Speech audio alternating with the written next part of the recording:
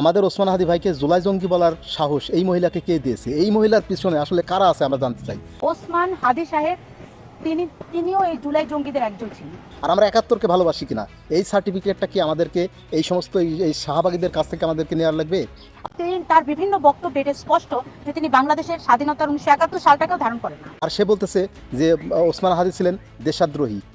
তার বিভিন্ন বক্তব্যে এটা উঠে এসেছে যে বাংলা ভাষার বিরোধিতা, দেশের বিরোধিতা। আচ্ছা, আপনি আজ পর্যন্ত তার একটা বক্তব্যের ভিতরে আপনি কোনো দেশদ্রোহী কোনো কথা আপনি পাবেন?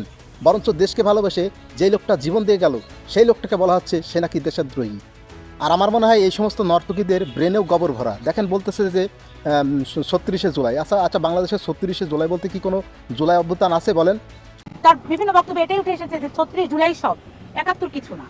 আবার দেখেন ওসমান হাদি ভাইকে বলতেছে সে নাকি নারী বিদ্বেষী। আপনি আজ পর্যন্ত কোনো একটা ফুটেজ আপনি পাবেন যে তিনি নারী বিদ্বেষী কোনো কথা বলেছেন? বরঞ্চ তিনি নারীদেরকে সম্মান করেছেন।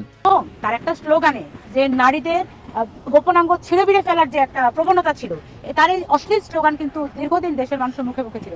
যার ভাই, আমি বাংলাদেশের হোটেল মালিকদের কাছে দৃষ্টি আকর্ষণ করছি, আপনারা আপনাদের এই সমস্ত ডেটা এক্সপায়ার মালগুলোকে রুটে আর ছাড়বেন না। এদেরকে আপনারা বন্ধ করুন। আর বাস্তব কথা বলতে এই সমস্ত শাহবাগীদের এদের লজ্জা শরম বলতে কিচ্ছু নাই। বাংলাদেশের লক্ষ লক্ষ মানুষ এদেরকে গালি পারে, সারা দিন রাত এদেরকে গালি দেয়, কিন্তু এদের কোনো লজ্জা নাই। এদের বলেই যাবে। আবার কয়েকদিন আগে এই মহিলা বলতেছে যে বোরকা নাকি মুসলমানদের পোশাকই নাই। এরা আসলে একদম 100% ইসলাম বিরোধী।